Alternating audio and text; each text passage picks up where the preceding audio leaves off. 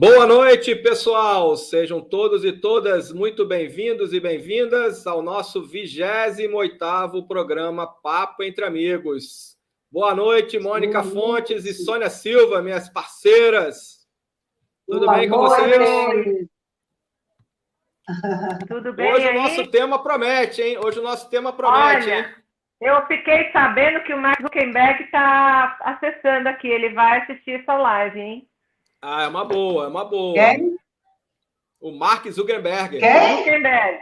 O dono do Facebook, WhatsApp, né? Dono de tudo. Não, o nosso tema caiu bem próximo a um evento inesperado, assim, né? Que aconteceu ali. Pois é. Essa falta de comunicação. Eu até coloquei essa brincadeira aí na tela inicial, né? Que fala do que o filho reencontrou a mãe, né? Bom, então, para isso, vamos trazer a nossa especialista aí no tema, né? Nossa querida Cláudia Rezende. Seja bem-vinda aí, Cláudia. Olá. Tudo bem, Cláudia? Boa noite. Boa noite. Tudo jóia, e vocês? Seja bem-vinda. Seja bem-vinda. Cláudia, por favor, se apresente aí a galera. O pessoal já está aqui entrando.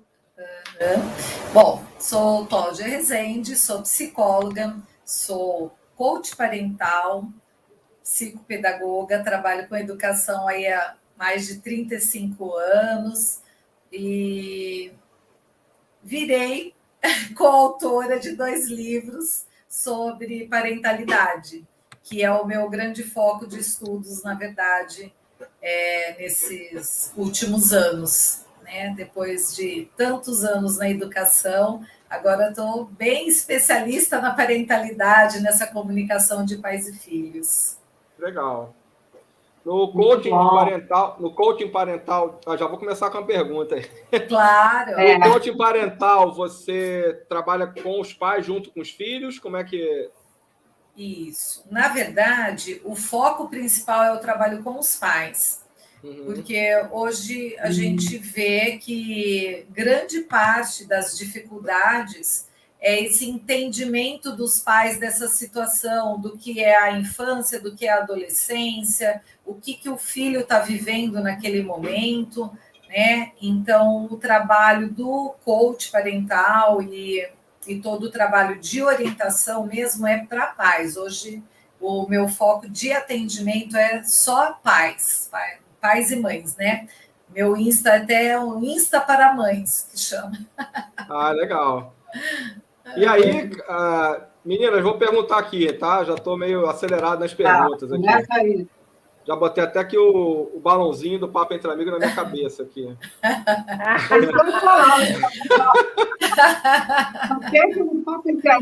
Deixa eu chegar mais para o lado para não ficar totalmente na minha cabeça. Bom, Cláudia, então assim, até na chamada do pessoal no nosso programa, a gente colocou, né, que hoje em dia a gente tem aí uma série de coisas que prejudicam, de certa forma, né, ou influenciam, né, vamos dizer assim, a questão da comunicação viva, né, vamos dizer, a comunicação real, né, ou seja, aquela troca, né, até mesmo de afeto, né, de tudo, porque a gente concorre aí com vários atores, né, Facebook, Instagram, TikTok, aulas virtuais, né? Então, cada vez mais a gente percebe, jogos também, né? Videogames também, em rede, cada vez mais a comunicação entre pais e filhos, e entre nós também, né? De certa forma, casais, família, vai ficando mais escassa, a comunicação viva, né? Com uma comunicação real. E aí, como é que as pessoas lidam com isso, Cláudio? Quais são as principais orientações aí que você pode começar dando? Vamos lá. Bom, na verdade, Fernando, o que acontece, né? A gente sabe que o principal ingrediente para um bom relacionamento, seja entre pais e filhos, entre casal, entre amigos, na empresa, né, no trabalho, é a comunicação. É ela que ajuda ou ela que atrapalha, né? Se a comunicação não for saudável, enfim. Então, a gente costuma dizer que o que é o principal nessa comunicação? É saber ouvir, né? Porque hoje as pessoas até falam muito, mas ouvem pouco, né? E aí, o que acontece? Tá todo mundo agora acostumado aí com as redes, como você falou, né? E aí está se isolando, cada um no seu mundo, né? A gente vê hoje o jovem, principalmente, que agora está começando a voltar para uma vida mais real por conta da pandemia, né? Que ficou muito no virtual, com muitas crises de ansiedade. Como vai ser eu voltar para a escola? Como vai ser eu me relacionar com os amigos? Como vai ser eu fazer uma prova presencial, porque eu estava fazendo online? E fica muito mais fácil, né? Então, esse mundo acaba iludindo muito, né? Os jovens, principalmente, porque a rede social aceita tudo, né? Sim. É tudo perfeito na vida das pessoas, é o corpo perfeito, o emprego perfeito, a família perfeita. Exato, é tudo lindo nas redes. E isso causa também essa ansiedade, né, nos jovens, por conta de não corresponder, porque ele sabe que a vida dele não é assim. E aí as redes, elas são maravilhosas, né? Elas nos auxiliam imensamente, mas elas também nos atrapalham, inclusive na comunicação. Sim. Né? Entre pais e filhos, como você colocou até aí na chamada do programa hoje, né? Pois é. Porque a gente combinou com o Zuckerberg, né? Que era para parar o WhatsApp para a gente poder ter tema para falar hoje. Isso, para dar um gancho para a nossa conversa hoje, né? Para o nosso bate-papo. E aí, Soninha? Perguntas? Sônia, Mônica? Eu ia falar aí, Cláudia. O que acontece é assim, o que a gente percebe, né? A gente tem essa geração WhatsApp, essa geração redes sociais, essa geração cada filho no seu quarto com seus equipamentos, né? A gente nem fala só do celular, mas tudo muito no individual, né? Você acredita que já é tempo, né? Depois de aí um bom período com essa mudança, né? Porque as mudanças estão acontecendo cada dia mais rápido, né? Mas a gente já está um bom período com essa fase de foco no individual, principalmente por uso da tecnologia. Você acredita que já estamos chegando numa fase em que os pais já começam a perceber que precisam tomar outras medidas deles criarem uma outra forma de se relacionar com os filhos e que isso é mais consciente hoje na questão da qualidade da comunicação. Eu pergunto pelos pais, porque os pais acabam ali liderando boa parte, né, do que acontece na vida, pelo menos dos pequenos, né? Então, você acha que já está tendo esse movimento ou não? Eu acho que está começando, Sônia, porque, na verdade, o que acontece a pandemia acelerou muito esse processo de tecnologia, de evolução, né? Coisas que ninguém esperava. Então, faz aí 2 anos, praticamente, que nós estamos envolvidas muito mais nessa situação tecnológica, virtual e individual, né? E a gente sabe o quanto os pais foram obrigados até a conviver mais com seus filhos por conta da pandemia, coisas que nem sempre acontecia. E aí sim, alguns já está começando a despertar. E até o meu slogan do trabalho que eu realizo é educar-se para educar, porque hoje os pais precisam estudar mais, conhecer mais para poder acompanhar essa geração mesmo, né, que vem vindo, e com isso tem a questão o conflito de gerações, né?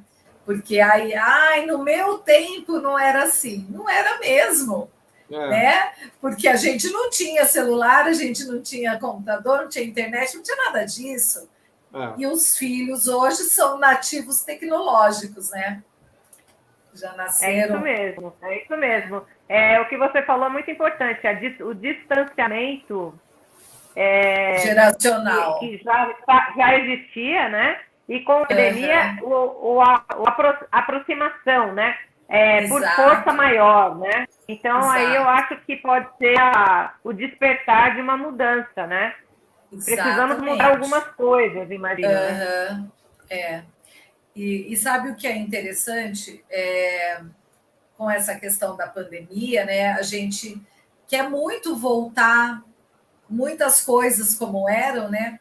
Então, eu trabalho também numa escola com crianças pequenas de educação infantil e com todos os protocolos de biossegurança, a gente tem que ter muito cuidado em relação ao que a gente sempre trabalhou com as crianças pequenas, né? Então, o que sempre se ensinou? Dividir o brinquedo com o amigo, dividir o lanche, fazer carinho, olha, dar um abraço no amigo. Hoje não pode nada disso. Então, a hora que a criança faz, você tem que ensinar o contrário, né? Interessante então, isso.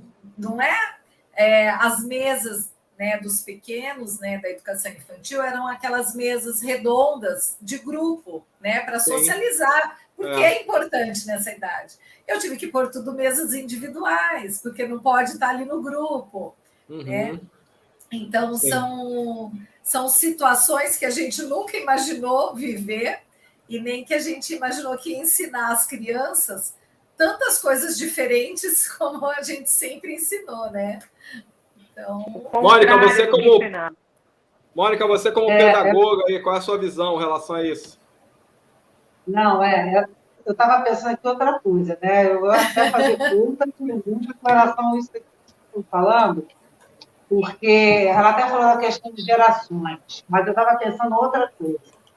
Nós sempre ouvimos muito, culturalmente falando, né? Essa questão que os pais amam seus filhos incondicionalmente, que os pais vão saber quando o filho... Mãe sente, né? A gente não ouve... Mãe sente quando o filho está não sei o quê. E aí a gente vê que isso não é uma verdade, né, Cláudia? Será que você falou até que trabalha muito com os pais e você sente que essa dificuldade, será que da comunicação, de perceber, né, essa questão do que o filho, como ele está, como ele não está. Eu sou da educação, como o próprio Fernando falou, e essa questão da comunicação dos pais com os filhos, isso é antigo.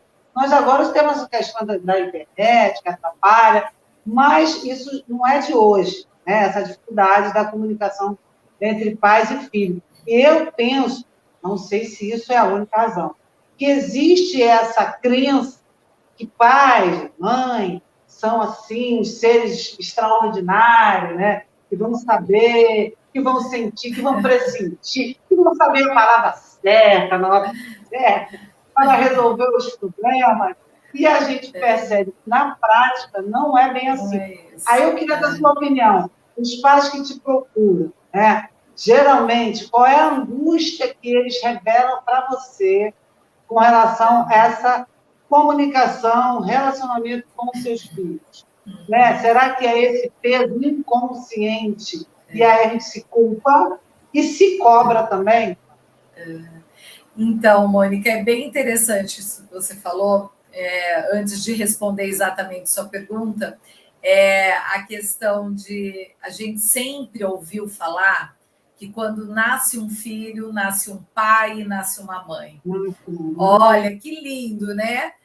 É verdade, nasce o papel do pai e da mãe. Agora, o pai e a mãe de vivência de fato não nasce ali. Ele aprende dia a dia com seu filho, né? A verdade é essa, que a gente, nós aí que já temos filhos crescidos, né, adultos, enfim, a gente sabe que a gente está ainda aprendendo todos os dias.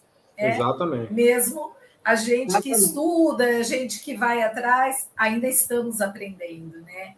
Então, na verdade, o que os pais mais me falam, que eu ouço muito mesmo, é o quanto eles não são preparados para isso, para ser pai e mãe, ou para ensinar agora na pandemia, a frase é essa, né? Ah, porque eu não tenho formação para ensinar meu filho em casa. Né? Isso. Agora, se a gente tem uma boa vontade, a gente até vai conseguir ajudar, mas vai depender muito desse relacionamento, né? Dessa conexão entre pais e filhos.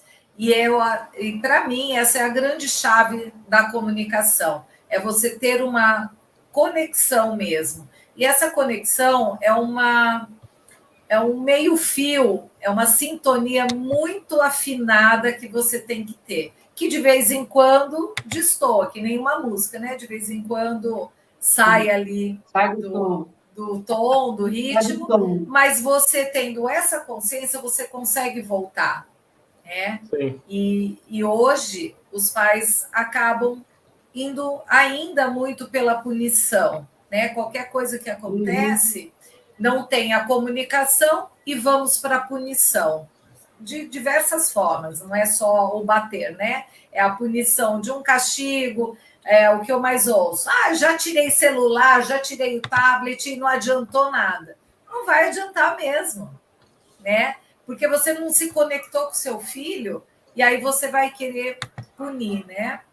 Dentro da teoria da disciplina positiva, que é a linha de trabalho hoje minha, ela fala muito o quanto você tem, antes da correção, tem que ter a conexão, né, com o filho. Senão, ela não caminha. É o que você falou, né? Ouvir, porque a gente traz muita coisa pronta do que a gente recebeu. O negócio você falou, meu Deus, era assim. E a gente acha que com eles vai se passar da mesma forma. A gente tem que ouvi-los para saber, para que alguém. A Sônia pediu que você desse um exemplo de uma prática para essa conexão, né? Isso. Então, olha, tem algumas até dicas, né, que a gente pode falar, e que vale tanto para crianças pequenas como para adolescentes, né? A primeira coisa que eu acho, como eu já falei lá no início, né, da importância do ouvir, é você ouvir com atenção a necessidade do seu filho, né? E acolher esse sentimento. Isso gera uma grande conexão. E quando a gente fala em acolher sentimentos, muitos pais entendem, traduzem isso como ser permissivos, né? Então, por exemplo, o filho adolescente fala que quer um celular novo, né? Que é uma coisa que os pais ouvem bastante. Os pais normalmente já têm aquela reação de falar: mas você é um ingrato, você quer celular novo de novo, o ano passado eu já te dei um, você sabe quanto tempo eu demorei para ter um celular, você sabe quanto eu tenho que trabalhar para comprar esse celular. Aí já vem com esse discurso. Por dois motivos. O drama. São dois motivos. Primeiro, porque os pais se sentem tão mal por frustrar o filho se ele não der o celular, então ele já reage de uma forma para que o filho não peça mais, né? Porque eu não vou mais saber lidar com isso, né?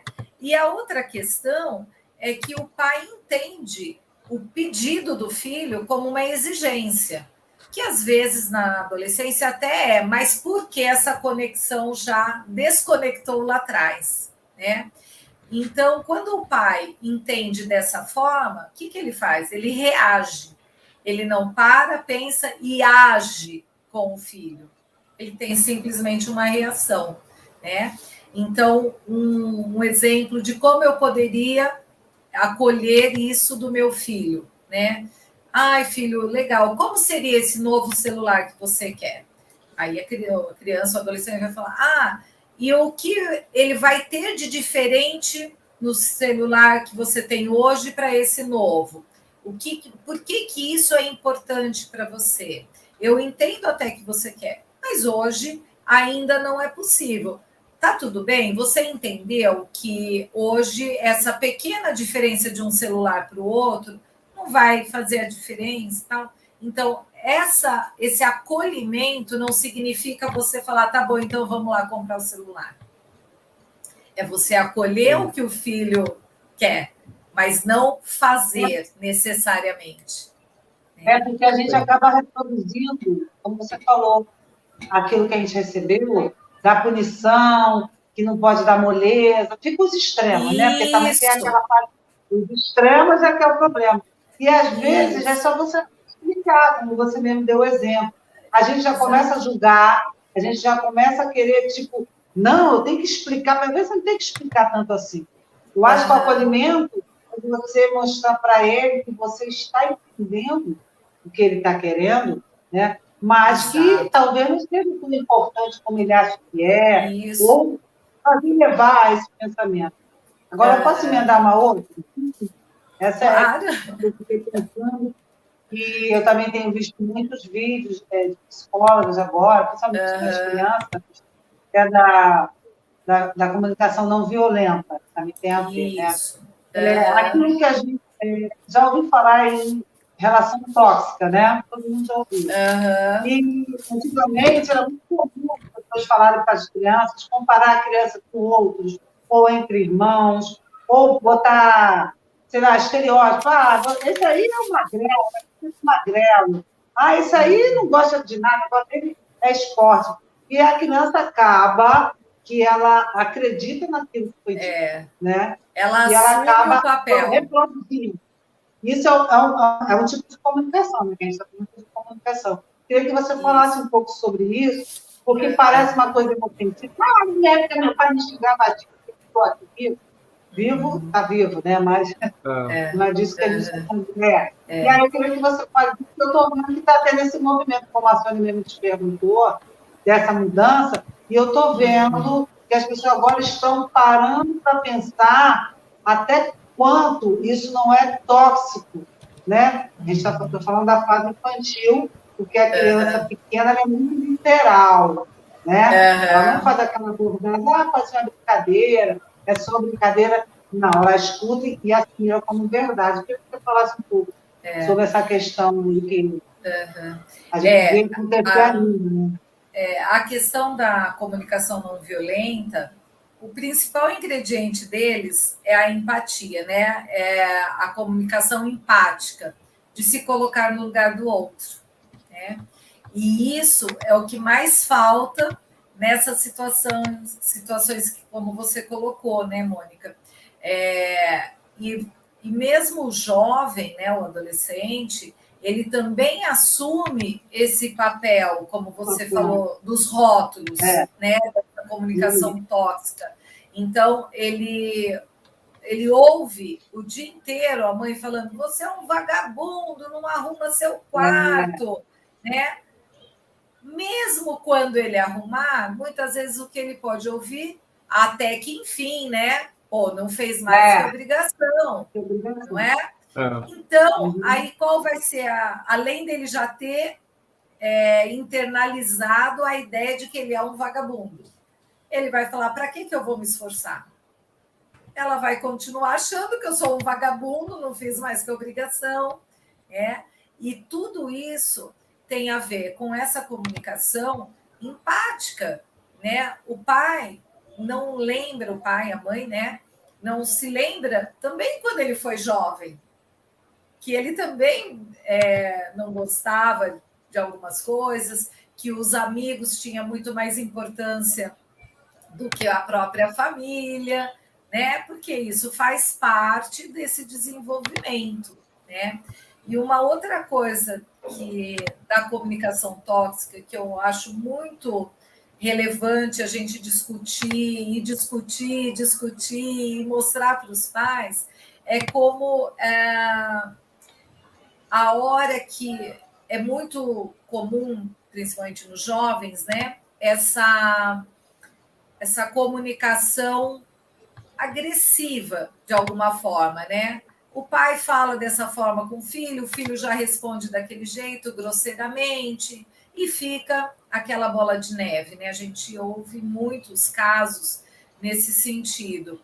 E o pai não consegue compreender o quanto a hora que está, assim, da gente se colocar no lugar, né? Nós, adultos, quando perdemos a boa, nós estamos com raiva, perdemos a hora, o chefe brigou, enfim, várias coisas, a gente consegue ter, parar e raciocinar e agir de uma forma adequada? Muitas vezes a gente age pelo impulso, porque não parou para pensar. Você está ali com a raiva e você agiu e depois você até se arrepende em alguns casos, né? Só que aí o pai faz isso e faz o quê com o filho? A hora que o filho está perdendo a boa, ele quer dar lição de moral, né? E é aí que essa desconexão acontece totalmente. Isso até a neurociência explica em relação à formação cerebral, né? O nosso cérebro começa a se desenvolver lá de pequeno, mas a maturidade, né, no todo, acontece por volta dos 25 anos. Aí você quer exigir da criança, do jovem, coisas que não é porque eles não querem ou não sabem, enfim, eles ainda não estão prontos para aquilo, né? E se cobra algumas coisas que ainda não é o momento e afrouxa em outras que era o momento de cobrar, né? Agora, Cláudia, dentro desse aspecto que até a Mônica levantou, essa questão da pandemia, de alguma forma, ela também colocou dentro de casa, né, tanto os pais quanto os filhos, né? Os pais e os filhos juntos, no mesmo ambiente, os filhos participando muitas vezes das reuniões dos pais no trabalho, né? Os pais vendo as aulas dos filhos. De alguma forma, isso também propiciou até uma certa aproximação, né? Ainda que hoje você tenha essa concorrência entre as mídias sociais, essas coisas todas, cada um no seu quarto, mas de alguma forma colocou a família ali no mesmo espaço bastante tempo, né? Obrigatoriamente. E aí, assim, na sua visão, na tua experiência, isso ajudou ou piorou a situação em termos de o que você ouve hoje dos pais com relação a isso? Né? Em alguns casos, eu acho que melhorou, foi saudável. Os pais aprenderam até a brincar mais, porque não podia ficar saindo, né? Enfim. Em outros, pais que não têm uma atenção para uma educação mais saudável, mais positiva, ficaram mais desesperados, porque não sabem o que fazer com aquela criança. Porque tem dentro dos estilos parentais, né, que a Mônica até citou ali, né, do permissivo, a gente tem o negligenciador, que ele negligencia a educação do filho, que ele terceiriza, né, para a escola, para a babá, para a avó, seja para quem for. Né? Então, esses pais, com certeza, tiveram muito mais dificuldade, porque eles não estavam podendo delegar essa educação para ninguém. Né? Sim. Então, isso acho que complicou bastante. Foi de realidade. Eu vi um ator falando isso, você está falando a verdade. Como eles estavam trabalhando muito, né? Os atores como ele teve que ficar direto, porque ele sentiu, igual a gente falou, essa questão, nasceu filho, nasceu pai. Não. Naquele momento, caramba, eu tenho um filho para dar conta. E até enquanto eu não tinha dado conta do que era ter um filho. Um filho. Parece muito inteira. É até meio louco pensar nisso, né? Louco, mas como você nunca parou para pensar que você tem um filho para dar conta? Você já tem um filho. Exatamente. Não é? Estava tranquilizado. Só via na hora do beijinho, abraço, uma vez ou outra, brincadeira. Final de semana, umas férias, aí a pessoa está Mas aquela coisa do dia a dia não tinha se dado conta. Porque muitos pais pegavam os filhos de manhã, botavam na creche ou na escola, Exato. Né? E só iam ver o filho à noite, né? À então, noite. assim, o nível de comunicação ainda era mais reduzido ainda, né? Com essa questão da pandemia, houve uma certa obrigatoriedade de estar todo mundo ali o tempo todo. Então, isso também gerou, com certeza, gerou estresse, né? Mas também acho que gerou essa oportunidade de convivência, de se despertar, né? E aí, Soninha, como é que você vê isso? Então, Cláudia, o que me chama a atenção, assim, disso que você está contando, parece uma coisa tão... como é que a gente pode... Louca mesmo, né? Esse negócio de... ter que dizer para o pai que, olha, mãe, olha... Você tem um filho. Tem que exercer o papel de vocês, né? Mas, enfim, das atividades que você exerce aí com os pais, da ajuda que você dá, principalmente para os pais, eu imagino que você deva fazer algumas vivências aí, alguns exercícios simulando situações que às vezes não é tão simulação assim, né? Cada um colocando o seu chapéu, né? Naquela situação, imagino, né? Isso. Mas o que você nota desse tempo que você vem trabalhando com os pais, Cláudia? Não em percentual, mas como você vê assim, o nível de resultados? Esses pais retornam para você falando, olha, realmente eu não tinha me dado conta daquilo, com o exercício que a gente fez, eu percebi, fiz algumas mudanças. Qual que é o retorno que você tem desse cair a ficha, né? Na nossa época, o cair a ficha, né? Em relação a essas questões. É bem interessante isso, Sônia, porque às vezes eu estou atendendo a família ou só a mãe, que quem mais vai é a mãe, né? Mas às vezes dá certo de o pai também.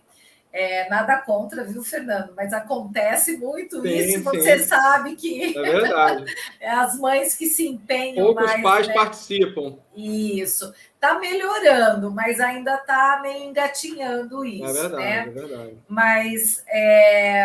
às vezes chega lá, Cláudia, eu preciso de terapia para o meu filho, porque meu filho isso, porque meu filho aquilo, meu filho... Aí a gente já começa a conversar, faz algumas atividades, tal, mas isso e aquilo, tal. Aí a mãe no final fala, nossa, parece que eu que estou precisando. Eu acho que não é meu filho. Né? Eu tive já várias situações... de na hora cair a ficha, Sônia, assim, é exatamente isso que você estava falando. Da mãe falar assim, já entendi. Então não é meu filho que precisa. Assim como tem pais que chegam para, mesmo a gente falando tudo isso, fala assim, não, mas é meu filho que precisa. É ele que não faz isso, é ele que não... Por quê? É muito mais fácil jogar no outro uma mudança que tem que acontecer em você. Sim. Né? Porque é difícil, gente, a gente sabe. Não é fácil ser pai e mãe, mas ninguém falou que seria. Em primeiro lugar, eu falo isso para os pais, né? E toda mudança é dolorosa. Por mais legal que seja na vida, a gente passa por lutos para você fazer aquelas mudanças, né? Exatamente. Então, o pai assumir essa mudança é muito difícil. E tem alguns pais que não conseguem ainda. Assim como tem os que começam, parece que faz plim, plim, plim, plim, né? A fichinha lá vai caindo, justamente fala assim, puxa vida, e não é que sou eu que tenho que mudar mesmo? Né? Então, verdade. Às vezes... E, Cláudia, assim, em termos de público que você atende hoje, você atende mais pais de filhos pequenos ou já adolescentes? Qual é a maior dificuldade aí da... Eu atendo mais dos pequenos, Fernando, porque o que eu percebo que os pais de adolescente muitas vezes acreditam que já não tem mais tempo para resolver.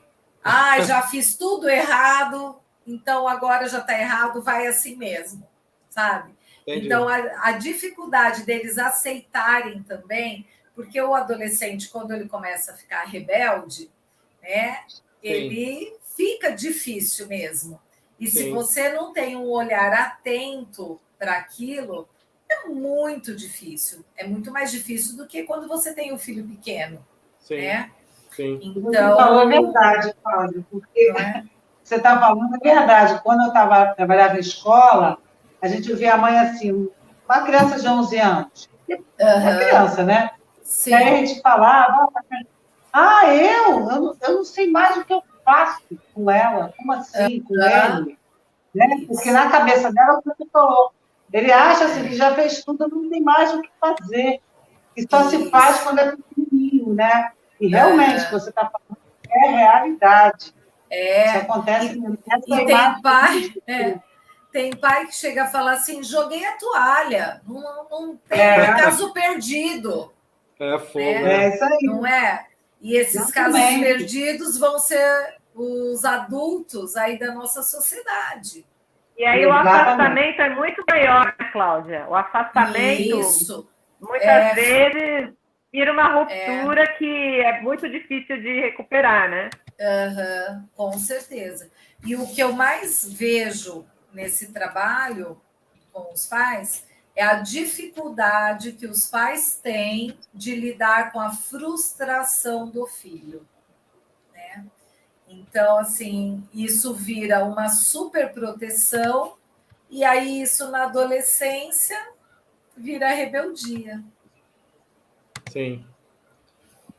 Isso é uma coisa que isso é uma coisa até que a gente conversa, às vezes, a gente já tem filho mais adulto, né? E a gente percebe hoje que, assim, essa questão da frustração no jovem é muito grande, né?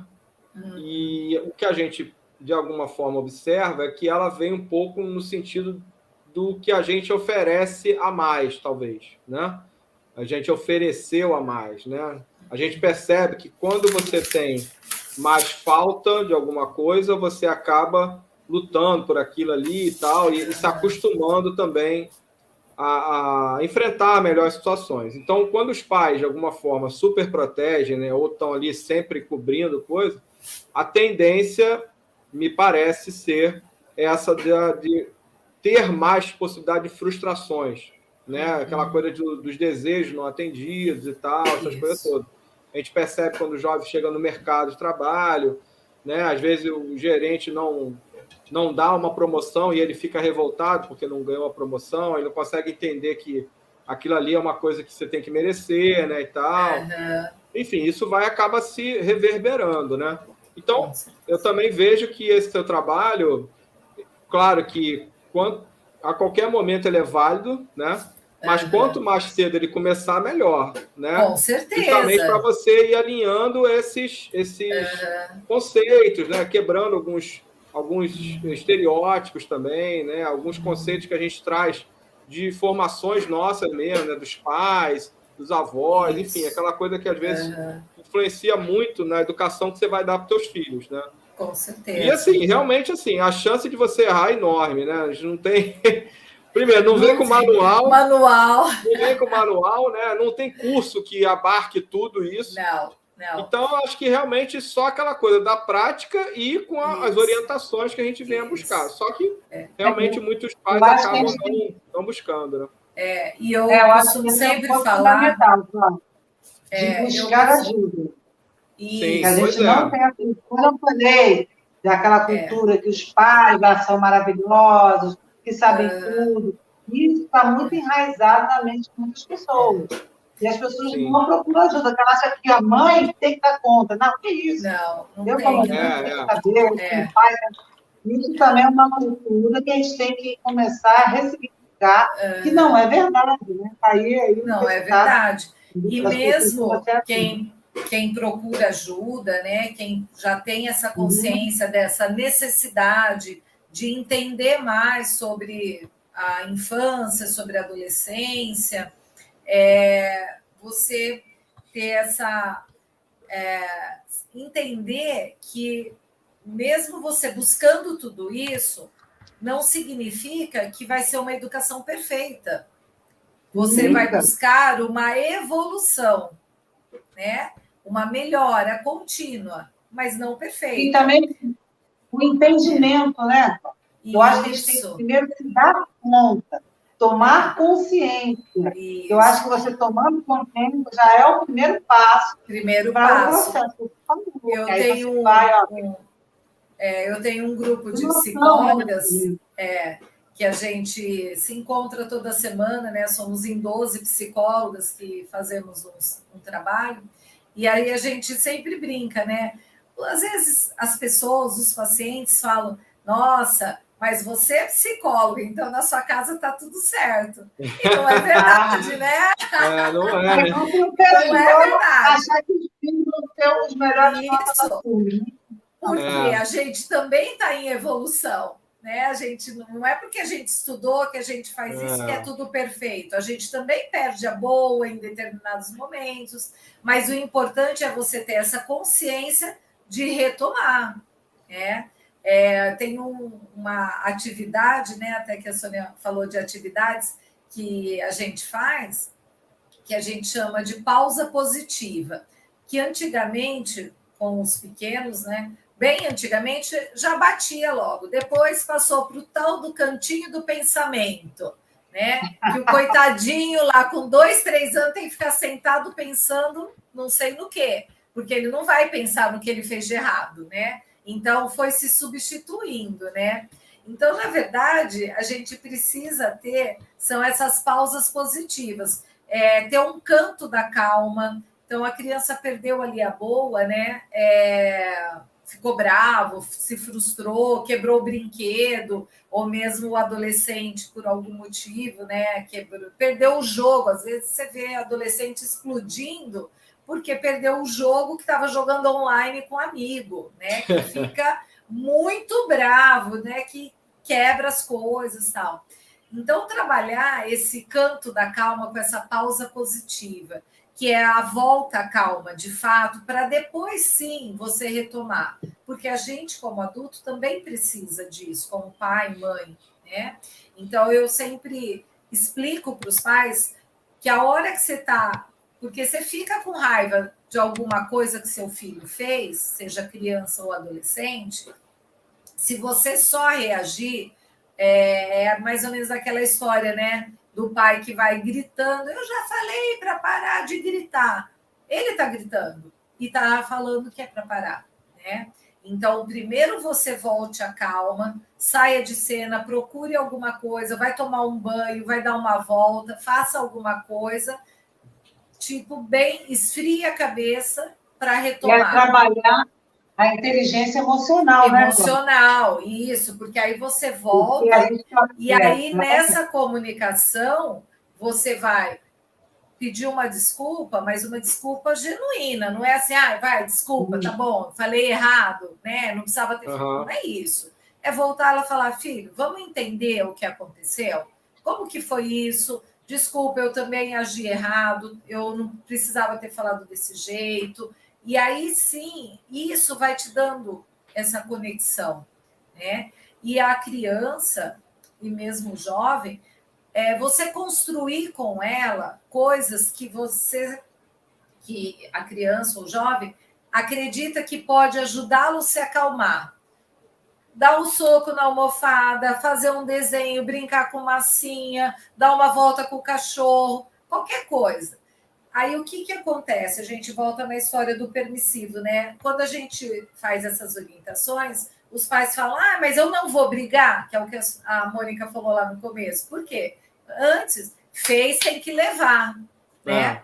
E aí essa comunicação fica, fez, levou, fez, levou. Autoridade, né? E isso, acha que é isso que vai pôr em autoridade. Não. Deixa a criança também se acalmar. Ela vai fazer alguma atividade que ela vai se acalmar, porque aí você consegue retomar, né? E não é a hora da briga, né? Até voltando aí na história da neurociência, eles até explicam mesmo, né, que essa região pré-frontal, que como se fosse aqui, né, eles explicam na palma da mão, a gente é a parte do autocontrole, do planejamento, é a última coisa a se formar.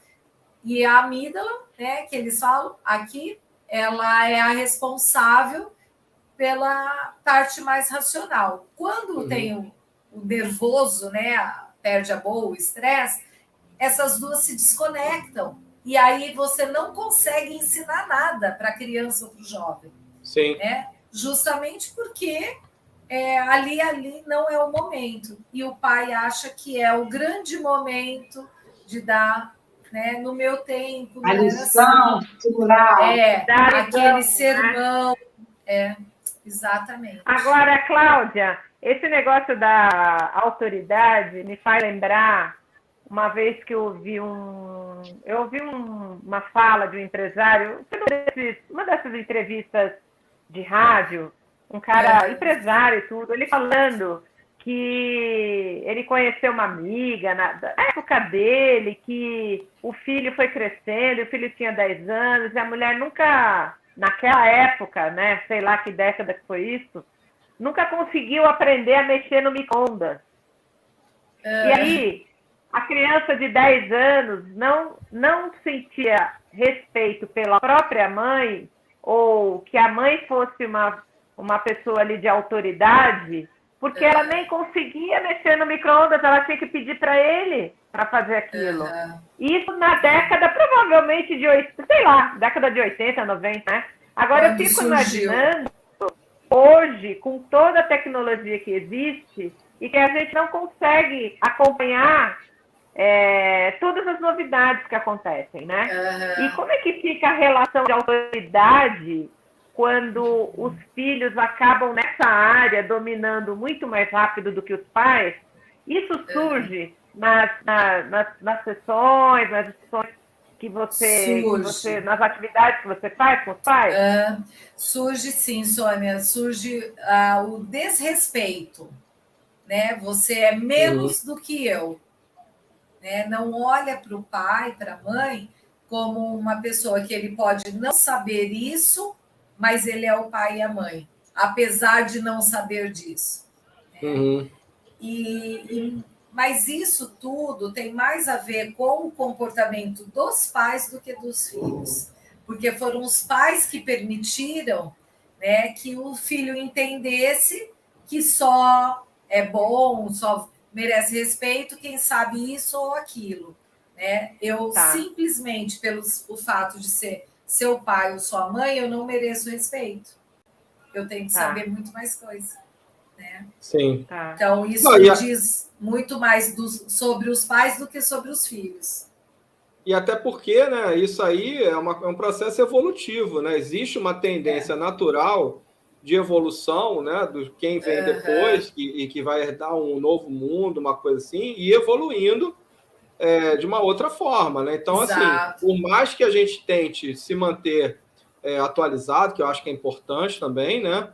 Mas é o que a Sônia falou, hoje em dia a gente não consegue dar conta de tanta novidade que eles, que estão o tempo todo direto, isso aqui. A velocidade é muito maior nesse sentido. Exatamente, exatamente. Então, eu acho que sempre foi assim, mas hoje a cada geração, é uma coisa louca, né? É muito rápido, né? Teve um caso de uma criança que a mãe falou assim: Paulo, você acredita que meu filho de 2 anos, eu acho que a criança tinha, ela pegou um livro de historinha, né? Aí o menino pegou assim o livro na mão e ele ficava assim, ó, ele passava como se fosse o tablet, né? O touch, né?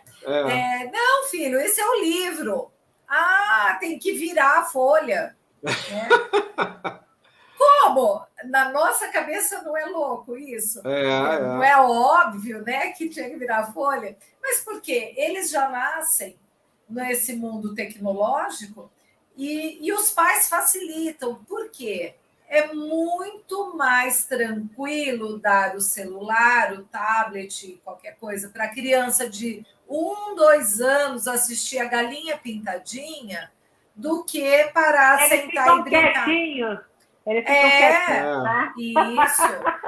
Olha, um exemplo que eu gosto de dar bastante é em restaurante. Antigamente, Você parece coisas de velho, né? Antigamente. Mas não é tão antigamente, não né? Não é. É. É outro dia aí, né? Você ia no restaurante com os filhos, você conseguia controlar ali, né? O filho, ele até fazia, às vezes corria, alguma coisa assim, mas ele brincava com o guardanapo na mesa, pegava palito de dente da mesa e fazia bichinho, né? Ele conseguia ficar ali. Hoje, o que os pais falam, não são as crianças, os pais falam, vamos levar o tablet, que assim ele fica quietinho na mesa.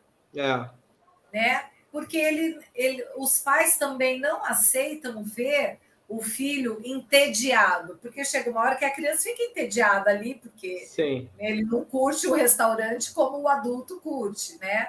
Só que os pais não aceitam. Então, vamos levar o celular, o tablet, e ele fica lá assistindo enquanto a gente fica tranquilo. Não é? E aí a comunicação... Por isso que alguns restaurantes agora, né, já tinha, mas agora está tendo mais um espaço para as crianças, realmente, porque a criança não vai ficar. Hoje a gente usa o tablet, como você falou, antes a gente usava outros artifícios, a gente sempre Isso. Então, é uma questão só de estratégia, como você falou. Nós, pais, que colocamos essas circunstâncias, porque a gente quer buscar algo na ponta. A gente acha que a criança quer, mentira, a gente que apresenta. A gente acaba projetando as nossas angústias e ansiedades para a criança, achando que ela quer. Na verdade, a gente ensina ela a querer. A gente está falando da criança bem pequena. Depois, claro, a criança ela vai aprendendo, vai vendo na escola e ela vai tendo talento às escolhas. Mas, inicialmente, nós acabamos fazendo isso, né? Como você falou, Cláudia, os pais que você atende, ela fala assim, nossa, então é eu que estou fazendo isso. Isso. Porque tudo isso fala muito mais sobre os pais do que sobre os filhos. Porque os filhos estão fazendo o que os pais estão oferecendo. Essa consciência. Eu que dei aula, a gente via muito, isso era muito engraçado. A gente chamava uma criança com aquele comportamento X. Aí, às vezes, a gente não conhecia a mãe. Às vezes, a criança era nova. Quando vinha mãe, que geralmente é a mãe, né? Como você mesmo já apontou aí, a gente já entendia tudo. A gente já entendia tudo. E, às vezes, até que a criança não era tanto. Exatamente. Quando a gente conhecia a família. Exatamente. Às vezes a gente fala, não é até que essa criança é boa pela família que tem. Exatamente. Acontece muito. E aí, Cláudia, eu pergunto assim, na sua opinião, o que você acha que precisa melhorar na comunicação do mundo, da gente, da sociedade, né, da questão da psicologia ou da educação, dos profissionais? O que você acha que a gente precisa começar a fazer para ajudar esses pais? Também, gente, vamos lá, não vamos justificar os pais, não, tá? Lógico. Os pais são seres humanos. Mas por isso que eu estou atendendo os pais. Não, eu estou botando aqui, porque eu também sou mãe, né? E você também. Eu também, isso. Caramba, só estou falando. Nós também somos fruto dessa sociedade, né? A gente acaba reproduzindo. Não é por mal, a gente só está pontuando que precisa tomar consciência. Na sua opinião, então, o que você acha que precisa acontecer para a gente começar a dar um despertar para ajudar os pais nesse compromisso que é ser pai e mãe? Né? Eu volto a falar da empatia, viu, Mônica? Porque eu acho que se colocar no lugar do outro é o primeiro passo para a gente entender e poder ajudar, né? Entre nós profissionais com os pais e das relações entre pais e filhos também, né? A hora que você para entender de fato o que está acontecendo, você consegue ter uma qualidade nessa comunicação, porque aí você está realmente se colocando no lugar. E não é também fingindo, eu imagino que você está passando. Não é isso, né? Essa empatia. É entender o que ela, como mãe, ou ele, como pai, está sentindo diante de uma vida também que eles tiveram que nem sempre foi fácil, né? Uma outra atividade que a gente faz bastante, né, voltando de novo lá na questão da Sônia,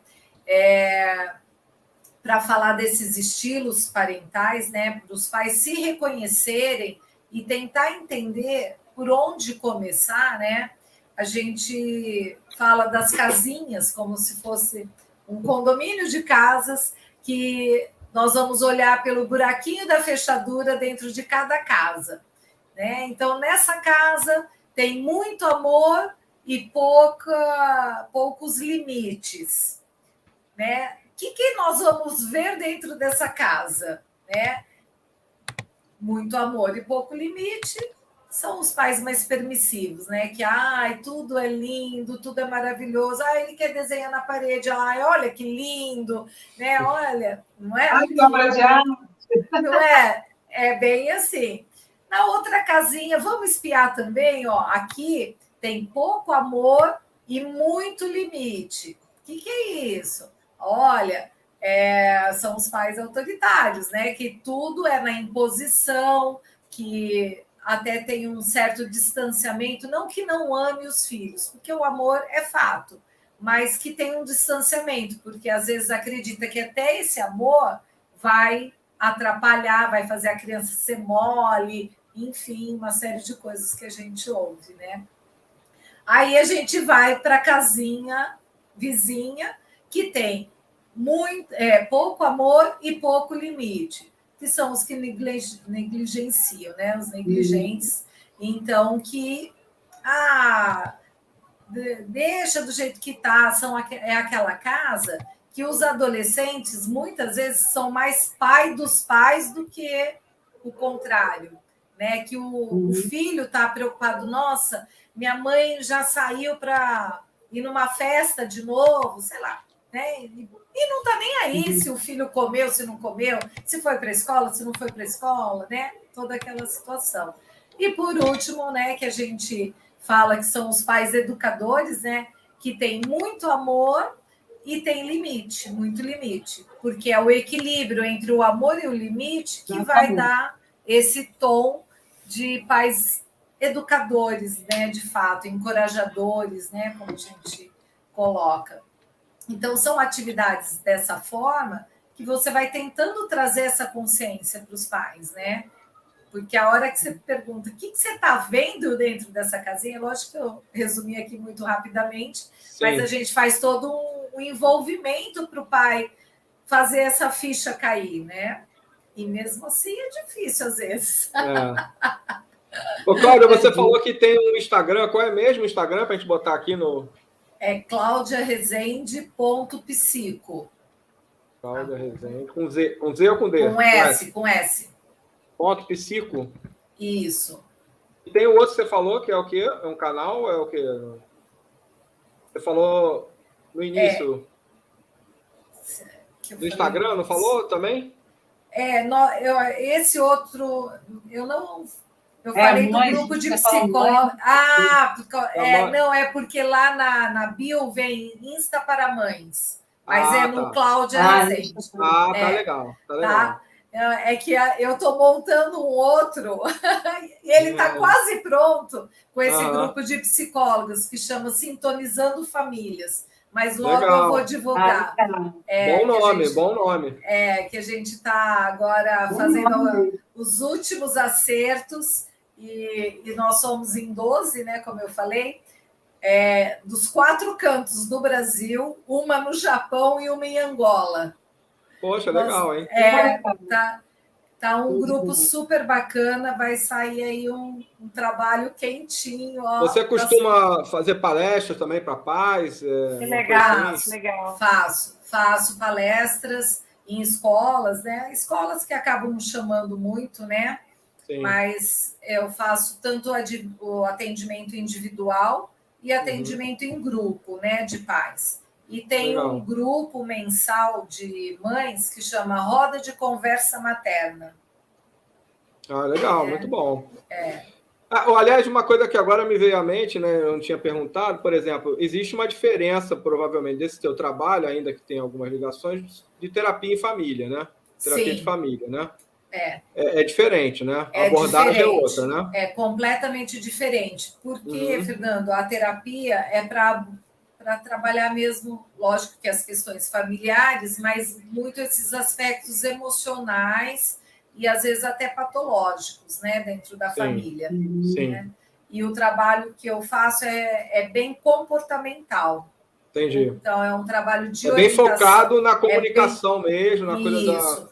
Tanto é que é um trabalho fechado. São 10 sessões, com começo, meio e fim. Entendi. Assim como o coach, né? Também Sim, é um processo de coaching mesmo. E aí esse de orientação chama, na verdade, Encorajando Pais, né?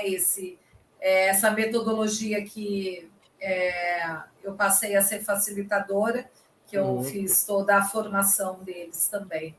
Ah, que legal. Muito bom, Cláudia. Muito bom. Esse tema, como a gente falou, né, meninas? Dá para a gente ficar aqui 2 horas, 3 horas, enfim.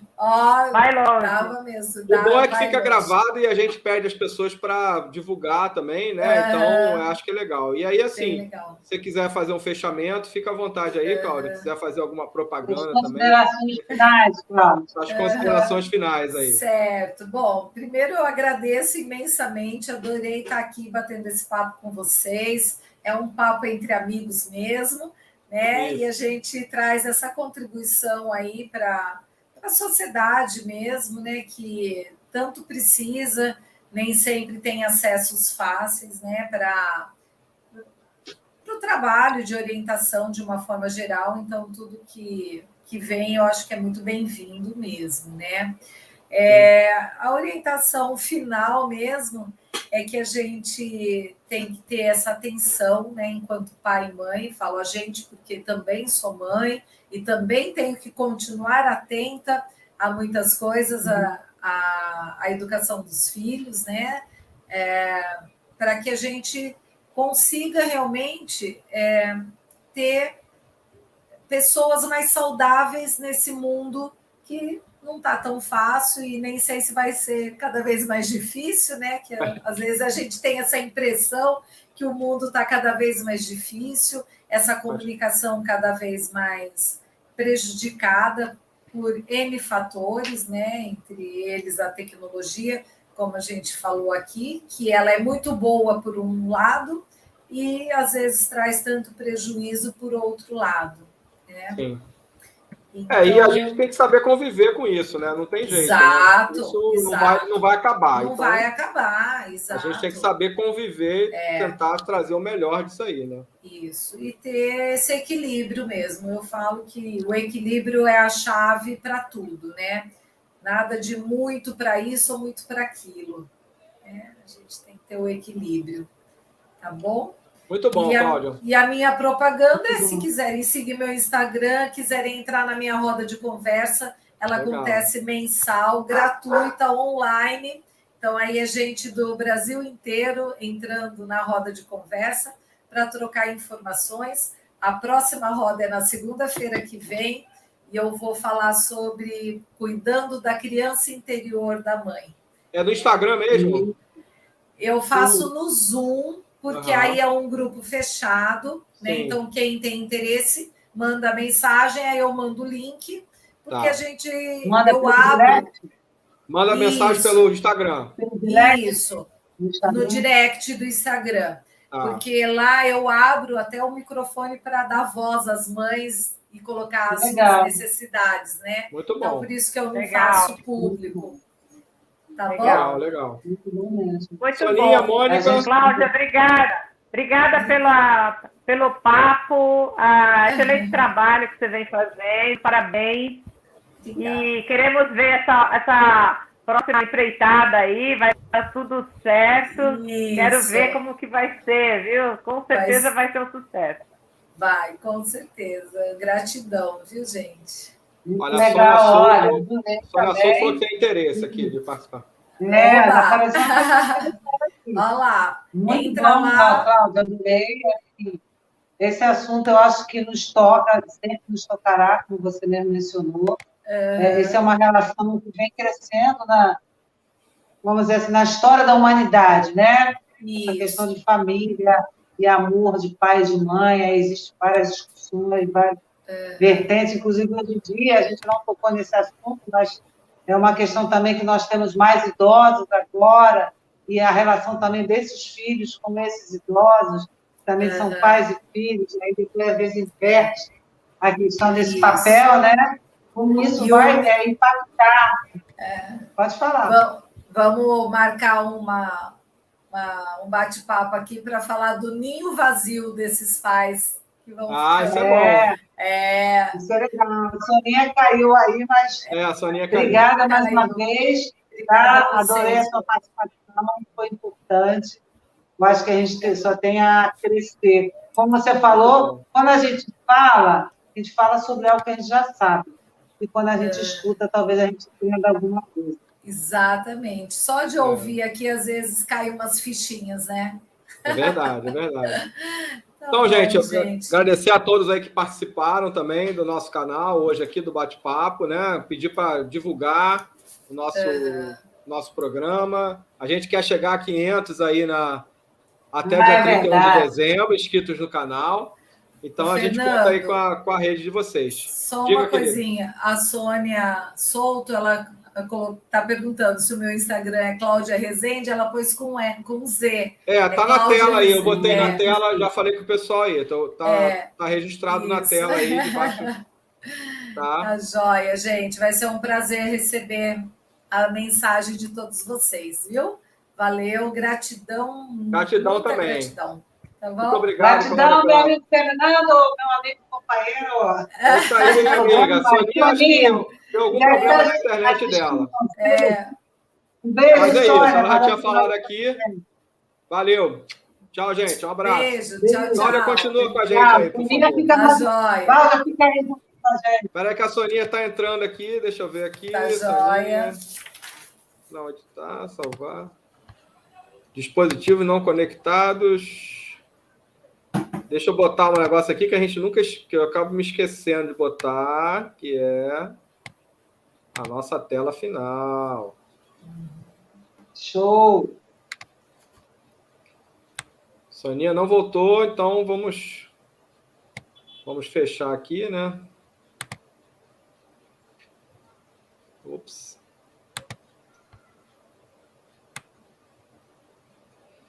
Falou, gente. Um grande abraço a todos e todas. Fiquem com Deus. Até o próximo programa, dia 20 de outubro. Um abraço. Até lá, gente. Tchau, tchau.